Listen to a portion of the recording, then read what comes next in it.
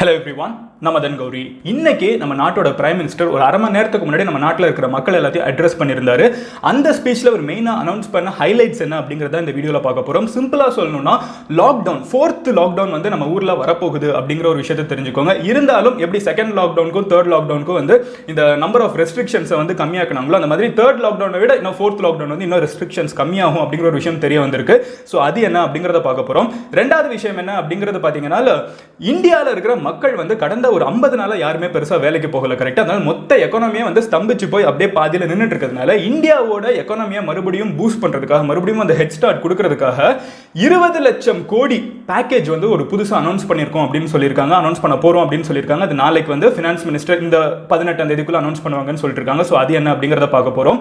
மூணாவது விஷயம் என்னன்னு பாத்தீங்கன்னா, இன்னைக்கு இந்த கிருமினால நம்ம எல்லாருமே வீட்டுக்குள்ள இருந்துட்டு இருந்தாலும் இன்னைக்கு நம்ம நாட்டோட பிரைம் மினிஸ்டர் பேசினப்போ வந்து கிருமியை பத்தி கம்மியா பேசிட்டு நம்ம நாட்டை வந்து எப்படி இதை ஒரு ஆப்பர்ச்சுனிட்டியா யூஸ் பண்ணி முன்னாடி கொண்டு போக முடியும் அப்படிங்கறது பேசினதா அதிகமா இருந்துச்சு. சோ அது என்னன்னா, அதுக்கு வந்து அவங்க மெயினா சொன்ன பாயிண்ட்ஸ் என்ன அப்படிங்கறத பார்க்க போறோம். சிம்பிளா சொல்லணும்னா இதுவும் ஒரு டாஸ்க் தான். என்ன, இது வந்து ஒரு விலைக்கேத்துறதோ இல்ல வந்து கை தட்டுற டாஸ்கோ மட்டும் இல்ல. அது வந்து அதை தாண்டி ஒரு பெரிய டாஸ்கா ஒரு பிளான போட்டிருக்காங்க. எந்த அளவுக்கு செயல்படும்லாம் தெரியல. பட் அந்த டாஸ்க் என்ன அப்படிங்கறத பார்க்க போறோம். சோ வாங்க ஸ்டார்டிங்ல இருந்தே ஒவ்வொன்றா பார்க்க போறோம். அண்ட் அதெல்லாம் பார்க்கறதுக்கு முன்னாடி நம்ம சேனலோட சப்ஸ்கிரைபர்ஸ் இருப்பீங்கல்ல, சோ எம்ஜி ஸ்குவாட் அண்ட் ரெகுலரா சேனலை பார்க்குற எல்லாருக்குமே வந்து ஒரே ஒரு ஃபன்னான விஷயம் நிறைய பேருக்கு தெரிஞ்சிருக்கும். இன்னைக்கு காலையில வந்து நான் ஒரு வீடியோ சாங் ரொம்ப நாள் கழிச்சு ஒரு ஃபர்ஸ்ட் டைம் ஒரு வீடியோ சாங் என் சேனலில் லான்ச் பண்ணியிருந்தேன். ஸோ லான்ச் பண்ணியிருந்தப்போ வந்து நான் யோசிச்சேன், ஒரு 1030 டேஸாக வந்து நானும் டெய்லி வீடியோ போட்டுக்கிட்டே இருக்கேன். 1030 டேஸ் வந்து 1030 வீடியோஸ் போஸ்ட் பண்ணியிருக்கேன். டெய்லி ஒரு வீடியோனா 1030 வீடியோ கழிச்சு நான் இன்னைக்கு காலையில் தான் நினச்சிட்டு இருந்தேன், ஓகே சூப்பர், இன்னைக்கு நம்ம பாட்டை மட்டும் ரிலீஸ் பண்ணிட்டு உட்காந்துட்டு இருக்கலாம், நம்ம வந்து இன்னைக்கு ஒரு 1000 நாள் கழிச்சு நம்ம ஒரு பிரேக் எடுக்கலாம் அப்படின்னு ஜாலியாக இருந்துட்டு இருந்தேன். நம்மளே பிரேக் எடுக்கணும்னு நினச்சா கூட வந்து நம்மளோட தலையெழுத்து விட மாட்டேங்குதுன்னு நினைக்கிறேன். ஸோ நீங்களும் நானும் வந்து இன்ஃபர்மேஷனை டெய்லி பாஸ் பண்ணுங்கிறது எழுதப்படாத சட்டம்னு நினைக்கிறேன். பட் எனிவே நம்மளுக்கு ஏற்ற மாதிரி இது அமைஞ்சிருக்கு. இருந்தாலும் I am very tired, but doesn't matter. என்ன சொல்லியிருக்காங்கிறது உங்ககிட்ட வந்து சேர்க்கணுங்கிறதுல ரொம்ப தெளிவாக இருக்கேன். அண்ட் நீங்கள் இந்த சேனலை சப்ஸ்கிரைப் பண்ணுங்க, சப்ஸ்கிரைப் பண்ணுங்க. அப்போ நான் டெய்லி போஸ்ட் பண்ற வீடியோ உங்ககிட்ட வந்து சேரும். ஓகேவா?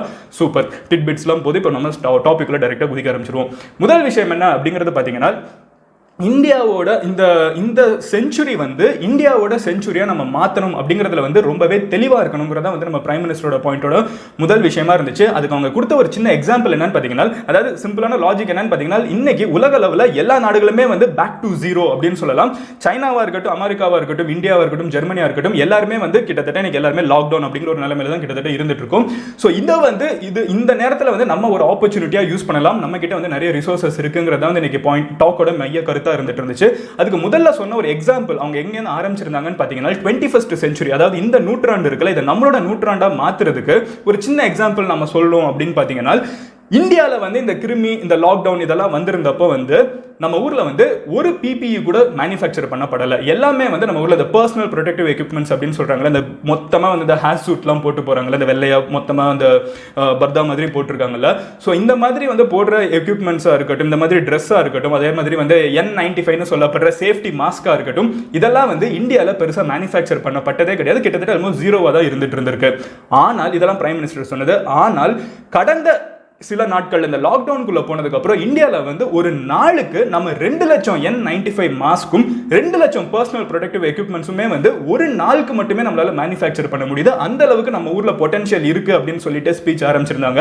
அது ஆரம்பிச்சதுக்கு அப்புறம் அவங்க கொண்டு போன இடம் என்ன அப்படிங்கிறது பாத்தீங்கன்னா, இந்தியா வந்து இந்த நேரத்தில் செல்ஃப் ரிலையண்டா மாறணும் அப்படிங்கிற ஒரு விஷயத்த சொல்லிட்டு இருக்காங்க. அதாவது நம்மளாலே வந்து இந்த லாக்டவுன் நம்மளுக்கு ஒரு விஷயம் நல்ல தெளிவாக கற்றுக் கொடுத்துருக்கு. அது என்னன்னு பாத்தீங்கன்னா, நம்மளால வந்து நம்ம ஊர்ல வெளிநாட்டோட எந்த ஒரு சார்பும் இல்லாம நம்ம ஊர்லயே வந்து எல்லாத்தையுமே ப்ரொடியூஸ் பண்ண முடியும், நம்ம ஊர்லயே நல்ல ப்ராடக்ட்ஸை உருவாக்க முடியும். இந்த ப்ராடக்ட்ஸை வச்சுக்கிட்டு நம்ம நாடு வந்து ஒரு செல்ஃப் ரிலையண்டான கண்ட்ரியா மாறணும், தற்சார்பான ஒரு கண்ட்ரியா மாறணும் அப்படிங்கிறது வந்து நம்ம நாட்டோட பிரைம் மினிஸ்டரோட ஸ்பீச்ல ஒரு மெயினான பாயிண்டா இருந்துச்சு. ஸோ அடுத்த விஷயம் என்ன அப்படிங்கிறது பாத்தீங்கன்னா, இதை வந்து நம்ம இன்னும் ஃபர்தரா கொண்டு போகிறதுக்கு இந்த உலகத்துல வந்து அடுத்த 100 ஆண்டுகள்ல இந்தியாவோட டாமினன்ஸ் இதை ஒரு ஆப்பர்ச்சுனிட்டியா யூஸ் பண்ணி எல்லா பெரிய சூப்பர் பவர்ஸ் எல்லாம் இருந்துகிட்டு எல்லாருமே ஈக்குவலா இருக்கிற ஒரு நேரத்தில் நம்ம ஏதோ ஆப்பர்ச்சுனிட்டியா யூஸ் பண்ணலாம்னு சொல்லிட்டு ஒரு 5 விஷயத்த சொல்லியிருக்காங்க. நம்ம வந்து செல்ஃப் ரிலையண்டா மாறுறதுக்கு 5 விஷயம் அவங்க மெயினா சொல்லியிருக்காங்க. அதுல முதல் விஷயம் என்னன்னு பாத்தீங்கன்னா, நம்ம கிட்ட இருக்கிற மணி பொட்டன்ஷியல், எக்கானமியை வந்து நம்ம பயங்கரமா யூட்டிலைஸ் பண்ணணும் அப்படின்னு சொல்லியிருக்காங்க. நான் ஏன் இங்க இருந்து வரேன்னு பாத்தீங்கன்னா, மோடி என்ன ஃப்ளோல போனாரோ அதே ஃப்ளோல நானும் வரேன். ரெண்டாவது விஷயம் என்ன அப்படிங்கிறது பாத்தீங்கன்னா, இன்ஃப்ராஸ்ட்ரக்சர், நம்ம ஊர்ல இருக்கிற இன்ஃப்ராஸ்ட்ரக்சரை நம்ம இன்னும் அதிகமா டெவலப் பண்ணணும் அப்படின்னு சொல்றாங்க. டெவலப் பண்றது மட்டும் இல்லாம அது கூடவே வந்து டெக்னாலஜியும் நம்ம சேர்த்து கொண்டு போகணும். இப்போ புதுசா நம்ம கட்ட போற ஃபேக்டரிஸா இருக்கட்டும் இல்ல ரோடா இருக்கட்டும் எல்லாத்தையுமே வந்து ஸ்மார்ட்டா பண்ணணும், டெக்னாலஜியோட சேர்த்து பண்ணணும் அப்படின்னு இன்ஃப்ராஸ்ட்ரக்சர் டெவலப்மெண்ட்டை பத்தி பேசியிருக்காங்க. மூணாவது விஷயம் என்ன அப்படிங்கிறது பாத்தீங்கன்னா சிஸ்டம்ஸ் ஓவராலாவே வந்து டெக்னாலஜி வந்து நெக்ஸ்ட் லெவலுக்கு கொண்டு போகணும் அப்படிங்கிற ஒரு விஷயத்தை சொல்லியிருக்காங்க. நாலாவது என்னன்னு பாத்தீங்கன்னா நம்ம ஊர்ல இருக்கிற டெமோகிராஃபி, அதாவது நம்ம நாட்டோட பாப்புலேஷன் தான் நம்ம நாட்டோட மிகப்பெரிய ஸ்ட்ரென்த். அதுவும் இத்தனை யங்ஸ்டர்ஸ் இருக்கிறப்போ இத்தனை இன்ஜினியர்ஸ் இருக்கிறப்போ இதையும் நம்ம யூட்டிலைஸ் பண்ணலாம். அண்ட் லாஸ்ட் முக்கியமான விஷயம் என்னன்னு பாத்தீங்கன்னா அஞ்சாவது டிமாண்ட்.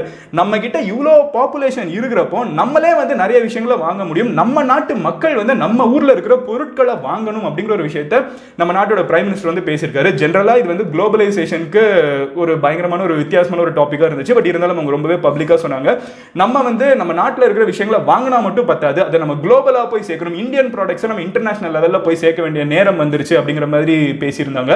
ஸோ இந்த 5 விஷயங்களை பண்ணோம்னா இந்தியா வந்து ஒரு செல்ஃப் ரிலையண்டான கண்ட்ரியா மாறலாம். இந்த செஞ்சுரி அடுத்த 100 ஆண்டுகளை நம்ம கையில் எடுத்துக்கலாம் அப்படிங்கிறத வந்து ஸ்டார்டிங்ல இவங்க பேசியிருந்தாங்க. அதை பேசி முடிச்சுட்டு அவங்க அடுத்து சொன்ன விஷயம் என்னன்னு பார்த்தீங்கன்னா பை இந்தியன் அப்படிங்கிற ஒரு விஷயத்தை வந்து அவங்க அதிகமாக பேசியிருந்தாங்க. நம்ம நாட்டு பொருட்கள் அதிகமாக வாங்க ஆரம்பிக்கிறோம். எப்படி வந்து நம்ம நாட்டு பொருட்கள் நம்ம வாங்குறது மட்டும் இல்லாமல் நம்ம நாட்டிலே உருவாக்கப்பட்ட பொருட்களை வந்து நம்ம இன்டர்நேஷனல் லெவலுக்கு கொண்டு போகணுங்கிற ஒரு பாயிண்ட்டும் இருந்துச்சு. அடுத்த விஷயம் என்னன்னு பார்த்தீங்கன்னா 20 லட்சம் கோடி மேட்டர் நான் சொல்றேன். பட் இதெல்லாம் பண்ணணும்னா வந்து இந்த அளவுக்கு நம்மளுக்கு ஒரு பயங்கரமான ஒரு ட்ரீம் இருக்கு, இன்ஃப்ராஸ்ட்ரக்சர் எல்லாத்தையுமே பூஸ்ட் பண்ணணும்னா நம்ம ஆல்ரெடி வந்து படுத்து கிடக்கிற எக்கானமியை வந்து நம்ம மறுபடியும் ஆரம்பிக்கணும். கரெக்டா இன்னைக்கு எல்லாருக்குமே வந்து பணம் அப்படிங்கிறது ஒரு பிரச்சனையா இருந்துட்டு இருக்கு. ஸோ இதுக்கு வந்து நான் என்ன பண்ண போறோம் அப்படிங்கிறது பார்த்தீங்கன்னா 20 லட்சம் கோடி வந்து நம்ம நாட்டில் இருக்கிற மக்களுக்காக வந்து எக்கானமியை பூஸ்ட் பண்றதுக்காக, மக்களுக்காக இல்லை எக்கானமியை பூஸ்ட் பண்றதுக்காக கொடுக்கப்படும் அப்படின்னு சொல்லியிருக்காங்க.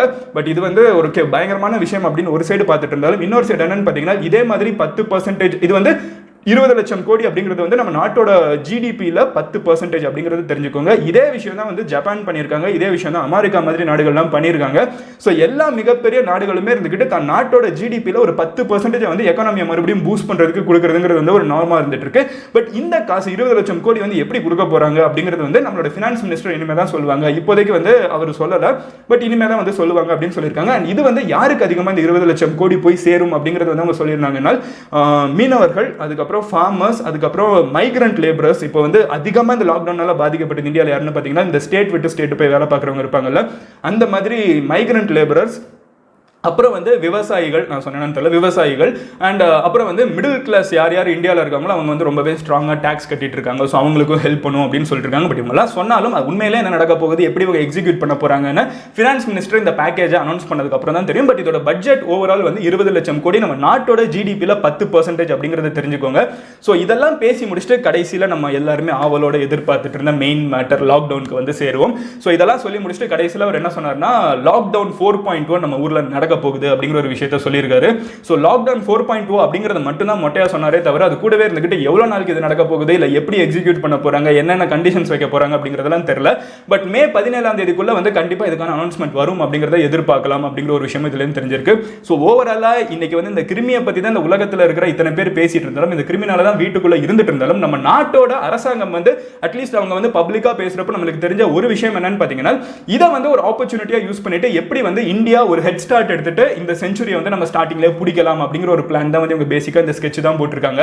பட் இதே ஸ்கெட்ச் தான் வந்து சைனா போட்டுட்டு இருக்காங்க, இதே ஸ்கெட்ச் தான் அமெரிக்கா போட்டுட்டு இருக்காங்க. அவங்க பிளான் போடுறாங்க, எக்ஸிக்யூட் பண்றது அவங்க எப்படி பண்ணுவாங்கலாம் தெரியாது. அண்ட் ஒரே ஒரு சின்ன ஒரு சந்தோஷமான விஷயம் என்னன்னு பார்த்தீங்கன்னா எனக்கு வந்து பேசிக்காக இன்னைக்கு நாட்டு பிரைம் இன்னைக்கு வந்து மோடி என்னென்ன பேசியிருந்தாரோ அது எல்லாத்தையுமே வந்து நம்மளோட சேனலில் ஒரு லாஸ்ட் ஒரு 2 வாரத்துக்கு முன்னாடியே வந்து இந்தியாவோட பிளான் என்னெல்லாம் இருக்கும், இந்த 1000 கம்பெனி உள்ளுக்குள்ள கொண்டு வரதுலேருந்து எல்லாத்தையுமே நான் டீட்டெயிலாக பேசியிருக்கோம்.